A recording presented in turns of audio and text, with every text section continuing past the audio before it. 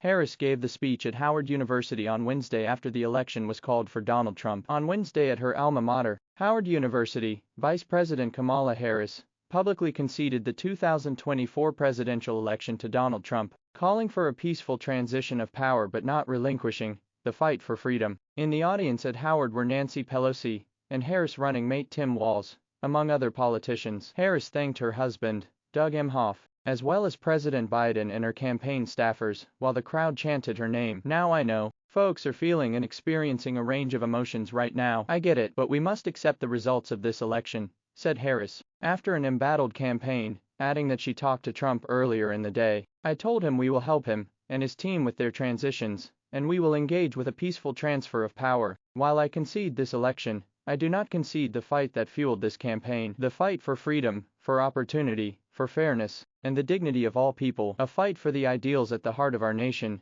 Harris continued. That is a fight I will ever give up. She added, do not despair. This is not a time to throw up our hands. This is a time to roll up our sleeves. This is a time to organize, to mobilize and to stay engaged for the sake of freedom and justice and the future that we all know we can build together. The election was awarded to Trump on Wednesday morning after Wisconsin was called in favor of the former president and current president-elect, earning him the 270 electoral votes necessary to regain control of the White House. It is unclear what is next for Harris, who will finish her term as vice president, a role she stepped into after serving as a U.S. Senator. Before this, she served as the Attorney General of California. Several news pundits called Wednesday's speech her legacy in the making and possibly her last as a public servant. Harris had many supporters in the entertainment industry, and, on Wednesday, several took to social media to express their dismay at her loss. Filmmaker Adam McKay offered a scathing critique of the Democratic ticket, writing on social media, "Who would have guessed lying about Biden's cognitive health for 2 years,